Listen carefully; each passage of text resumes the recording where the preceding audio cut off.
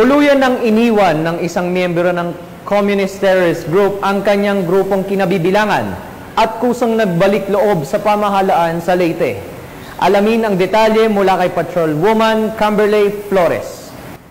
Nang winakasan ang pakikibaka at nagbalik loob sa pamahalaan ang isang miyembro ng Communist Terrorist Group sa Barangay Cristina, Calubian, Leyte. Ang matagumpay na pagbabalik loob ay resulta ng panawagan at pakikipagnegosasyon ng mga tauhan ng 2nd Leyte Provincial Mobile Force Company kasama ang Leyte Provincial Intelligence Team, Regional Intelligence Unit 8, 124th Special Action Company, 12 Special Action Battalion PNP SAF, 805th Maneuver Company, Regional Mobile Force Battalion 8 at Haro Municipal Police Station. Isinuko rin ng dating miyembro ng CTG ang isang unit improvised firearm na tinawag na paltik at 13 na bala. Samantala, nakatanggap naman ang nagbalik loob ng agarang tulong pinansyal mula sa mga kapulisan. Ang nasabing surrendery ay nasa kustodiya ng 2nd Leyte Provincial Mobile Force Company para sa kaukulang dokumentasyon at facilitation ng kanyang posibleng enrollment sa programa ng ating pamahalaan na Enhanced Comprehensive Local Integration Program o ECLIP. Patuloy naman ang pagbibigay ng tulong at suporta ang ating gobyerno sa mga nais magbalik loob sa ating pamahalaan sa pamamagitan ng mga programa na naglalayong magbigay ng bagong simula sa kanilang mga buhay.